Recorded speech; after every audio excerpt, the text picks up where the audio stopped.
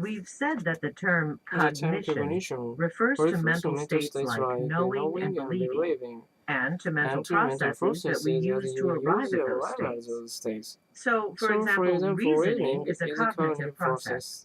So is So it's perception. perception. We use We use information that we information that we perceive perceive through our through our senses to help us make decisions, to decisions, arrive at to arrive at beliefs, and so on. beliefs, and so on. And then there are And then memory there and are memory and imagination, which imagination, relate which to the related to knowledge the of things knowledge that of happened in the things happened in past the or past may or happen may in the happen in future. the future. So So perceiving, perceiving, remembering, remembering, imagining are all internal mental processes that lead to knowing or believing. or believing. Yet each of these Yet each of processes has these processes have limitations and can limitations lead us and to hold can lead us to mistaken hold beliefs or make mistaken false beliefs and predictions. false predictions. Take memory, for Take example. memories, for Maybe example. you've heard Maybe of you have studies in heard of which studies people in hear a which list people of hear a related list of words. related words. Let's say a Now, list of let's say a different kinds list of of fruit. different kind of After food. hearing After this hearing list, this they're list, presented they are with several presented with additional several words. additional words. In this case, In this we'll case, say the we'll say additional the words additional were words were blanket and blanket and cherry. cherry. Neither of these words was on the original list. And while people will claim correctly that blanket was not on the original list, they'll also claim incorrectly that the word cherry was on the list. Most people are convinced they heard the word cherry on the original list. Why do they make such a simple mistake? Well, we think because the words on the list were so closely related, the brain stored only the gist of what it heard. For example, that all the items on the list were types of fruit. When we tap our memory, our brains often fill in details, and quite often these details are actually false. We also see this fill-in phenomenon with perception.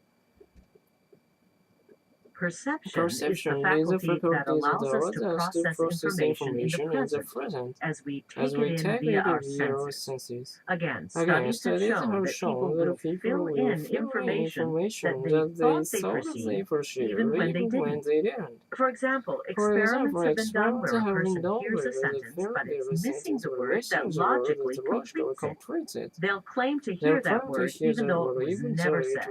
So if I were to say, the sun rises in the, and then fail to complete the sentence, people will often claim to have heard the word east. In cognitive psychology, we have a phrase for this kind of inaccurate filling in of details. It's called a blind spot. The term originally referred to the place in our eyes where the optic nerve connects the back of the eye to the brain. There are no photoreceptors in the area where the nerve connects to the eye, so that particular area of the eye is incapable of detecting images. It produces a blind spot in our field of vision. We aren't aware of it because the brain fills in what it thinks belongs in the image, so the picture always appears complete to us. But the term blind spot has also taken on a more general meaning. It refers to people being unaware of a bias that may affect their judgment about a subject. And the same blind spot phenomenon that affects memory and perception also affects imagination. Imagination is a faculty that some people use to anticipate future events in their lives. But the ease with which we imagine details can lead to unrealistic expectations and can bias our decisions. So, Peter, suppose I ask you to imagine a lunch salad.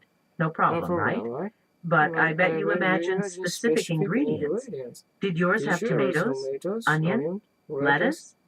Mine did. Our brains fill in all sorts of details that might not be part of other people's image of a salad, which could lead to disappointment for us.